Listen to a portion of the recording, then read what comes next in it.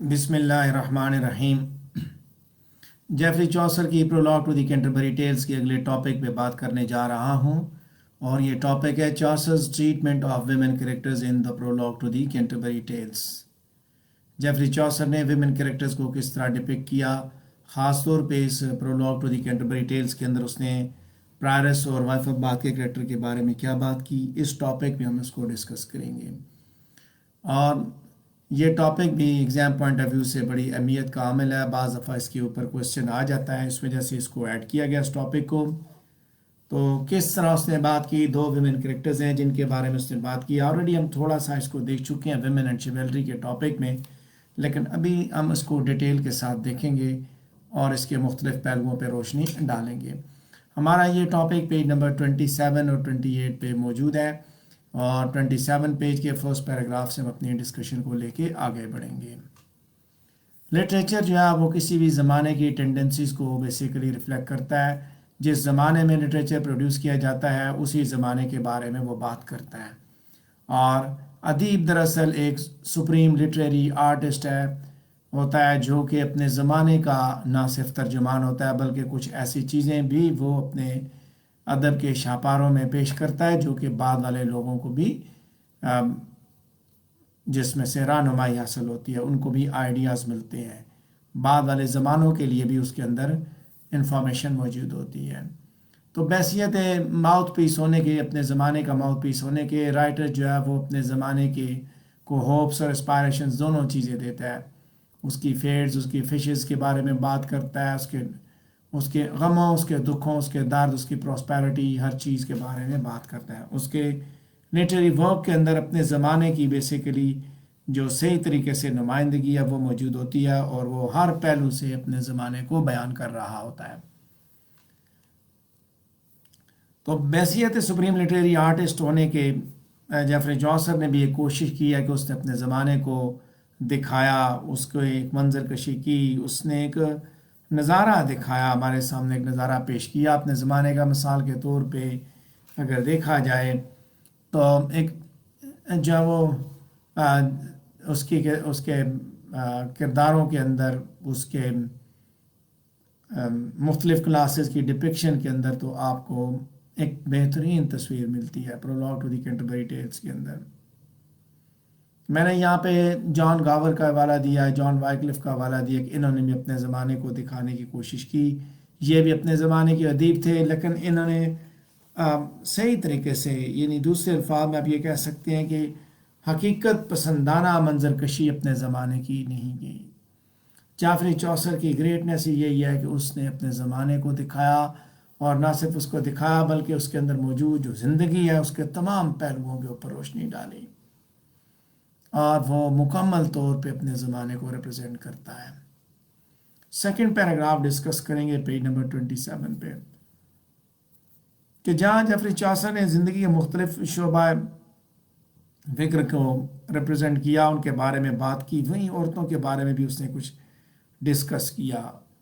ख़ास तौर पे उसने वाइफ ऑफ बाथ और प्रायरस के कैरेक्टर को पेश करते हुए एक इम्पार्शियल, अनप्रेजुडिस्ड, रियलिस्टिक और कॉम्प्रिहेंसिव जो है वो एटीट्यूड का मुजाहरा किया है।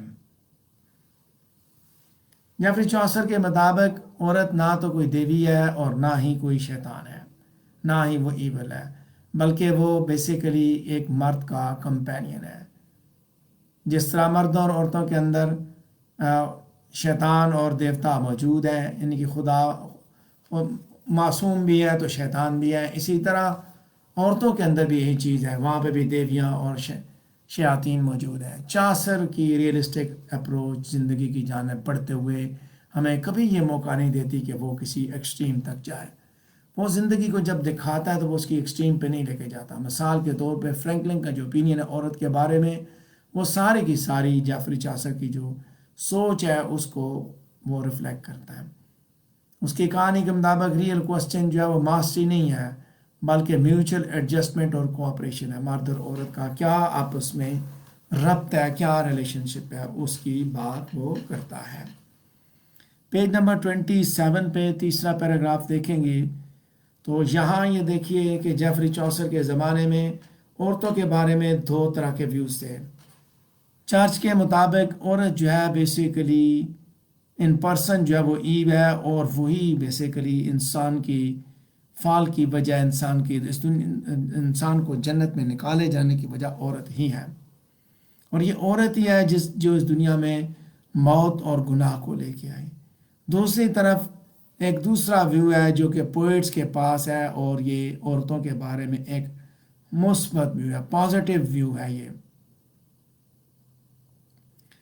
पोइट्स के मुताबिक औरत जो एक देवी है जो कि जन्नत से डिसेंड हुई और अपने साथ पॉम्प एंड मेजेस्टी लेके आई, और एक यूनिक ग्लो के साथ आई, यूनिक खूबी के साथ आई। औरत जेफरी चॉसर के इंग्लैंड में जो औरत है वो ना सिर्फ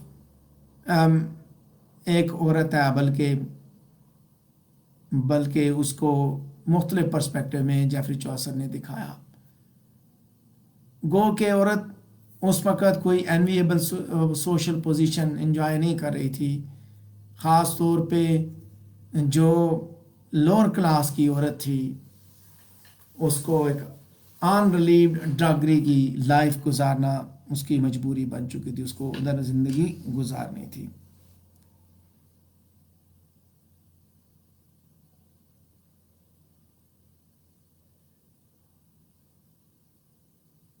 और उन औरतों को मज़ारे और ग़ुलाम की तरह ट्रीट किया जाता था, और जो अपर क्लास के अंदर मौजूद जो औरतें थीं वो बेहतर समाजी ज़िंदगी गुजार रही थी, क्योंकि उनको तालीम भी मिली और उसके अलावा वो ऑर्नामेंट्स भी पहनती थी, अच्छे लिबास भी उनको पहनने के लिए मिलते थे।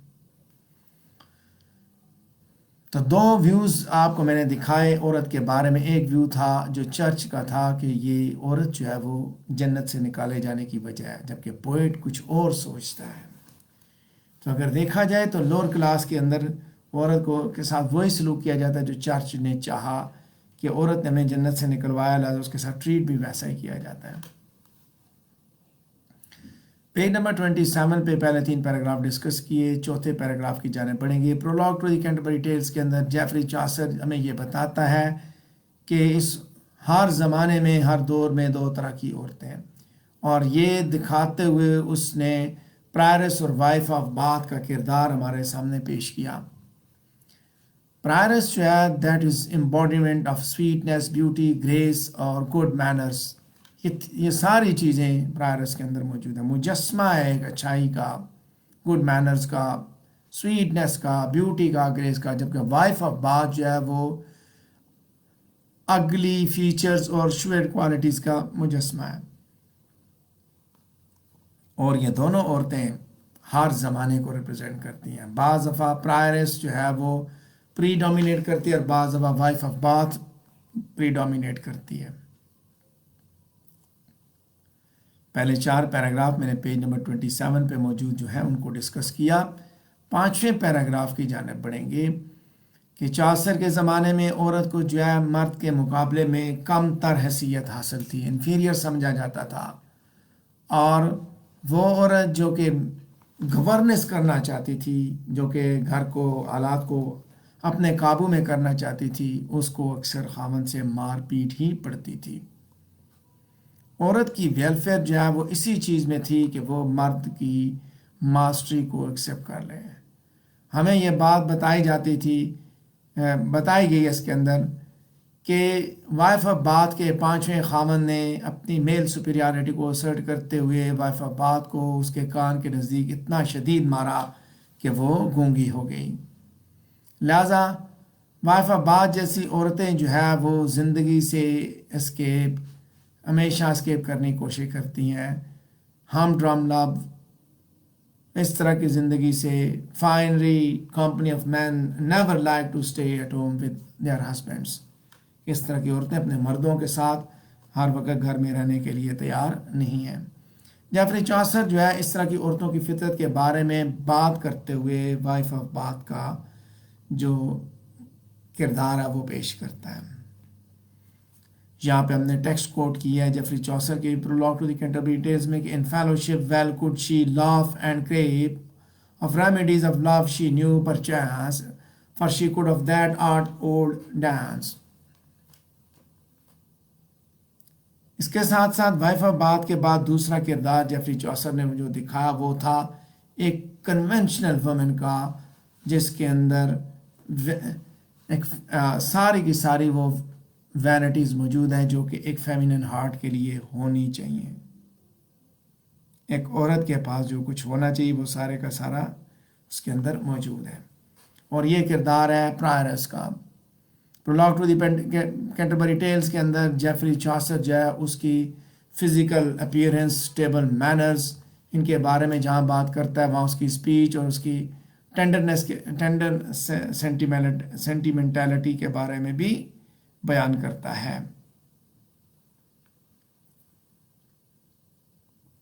اور اس کا نام اس نے بتایا میڈم ایگلنٹائن. اور ہر کوئی حیران ہوتا ہے کہ جو وائلڈ فلاور اس نے جو پہنا ہوا ہے، بروج جو اس نے پہنا ہوا ہے، اس کا کانوینٹ کے ساتھ کیا تعلق ہے؟ اچھے لباس پہنتی ہے. جو اس بروج کے اوپر کیا لکھا ہوا ہے؟ لو کانکرز آل. جیسے میں نے بتایا کہ جتنی وینٹیز ہے وہ اس نے ادھر دکھائیں. جو بدا پن تھا عورت کا وہ اس نے ادھر دکھایا. ایک عورت وہ ہے جس کو یعنی کہ اس طرح ٹریٹ کیا جاتا تھا. مرد کس طرح ٹریٹ کرتا تھا؟ مرد بھی ایسی عورت کو مار پیٹ اور یہ سارا سلسلہ. اور دوسری عورت یہ تھی پرائرس کی صورت میں. پیج نمبر 27 پہ آخری پیراگراف دیکھیں گے. وائف آف باتھ جو ہے اس نے اپنے وہ ویوز عورت پہ ایکسپاؤنڈ کیے میرج اور محبت کے بارے میں پرولاگ کے اندر. اور وہ کمپنی کو ان سب کو یہ بات بتاتی ہے she has no faith in virginity. Virginity پہ اس کا کوئی فیتھ نہیں ہے. خدا نے ہمیں جو جسم دیا اس کو استعمال کریں. سینٹ ہی صرف کنسسٹنٹ ہو سکتے ہیں. خدا نے کبھی بھی شادی سے منع نہیں کیا اور نہ ہی اس نے ورجینٹی کی کمانڈ دی، حکم دیا. اور کلارک جو ہے اس کی انیرسز کے بارے میں جب رپلائی کرتا ہے تو سٹوری آف گریزیلا کو وہ نریٹ کرتا ہے. تو وہ she was a retort to the wife's heretical doctrine. Madam Eglantine کا کردار میں نے یہاں پہ تھوڑا سا ڈسکس کیا، صرف یہ بتانے کی کوشش کی کہ چوسر نے دونوں عورتوں کو ٹریٹ کیا. اس نے جو دونوں پہلو تھے جو اس کے زمانے کے اندر عورتوں کے بارے میں جو سوچ تھی دونوں طرح کی، وہ دونوں اس نے دکھائی ہے. پیج نمبر 28 پہ ہم پہنچ چکے ہیں. یہاں پہ ہمارا پہلا پیراگراف ہوگا، پہلا اور آخری پیراگراف، جہاں پہ ہم ڈسکس کریں گے کہ کرٹک کے ریمارکس جو کہ یہ آبزرو کرتا ہے کہ چوسر جو ہے is not at his happiest when depicting women. عورت کو ڈپکٹ کرتے ہوئے وہ کبھی بھی خوش نہیں ہوا. اور یہ آبزرویشن پارٹلی ٹرو ہو سکتی ہے کیونکہ جو دو پورٹریٹس اس نے دکھائے ان کے اندر اس نے انڈرسٹینڈنگ اور سمپتھی دکھائی ہے. اس نے در حقیقت چوسر کے مائنڈ میں جو عورت کے بارے میں جو اوور آل ایٹیچیوڈ تھا وہ بھی موجود تھا کہ جب وہ اس نے وائف آف باتھ کو دکھایا، پرائرس کو دکھایا، تو اس نے جو سوسائٹی کے اندر جو مرد کا جو اوپینین تھا عورت کے لیے وہ موجود تھا. کہ وہ ایرونیکل ہے دونوں معاملات میں، دونوں عورتوں کے کردار میں، لیکن اس کی آئرنی بڑی مائلڈ ہے. اور وائف آف باتھ کے معاملے میں جو ہے وہ سیٹرائز بھی کر رہا ہے جو سیکس اور میرج سے ریلیٹڈ ایٹیچیوڈز ہیں ان کو طنز کا نشانہ بناتا ہے. اصل چیز یہ ہے کہ کون سی چیز اس کو اس چیز پہ کمپیل کرتی ہے، اس کو پریونٹ کرتی ہے کہ وہ ان کو یعنی کہ ان عورتوں کو، وائف آف باتھ کو اور پرائرس کو، جو کہ کون سی چیز ہے جو ان کو مجبور کرتی ہے کہ وہ فل لائف نہ گزار سکیں. یہ چیزیں جیفری چوسر نے prologue to the Canterbury Tales کے اندر دکھانے کی کوشش کی ہے.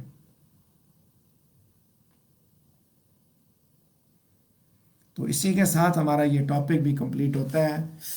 پیج نمبر 27 سے لے کے 28 تک ہم نے ٹریٹمنٹ آف ویمن کے کردار پہ ٹاپک پہ بات کی. اگر اس سے ریلیٹڈ آپ کے ذہن میں کوئی سوال ہے تو کمپلیٹ ہوتا ہے. اگر آپ کے ذہن میں کوئی سوال آتا ہے تو آپ مجھ سے ضرور پوچھ سکتے ہیں.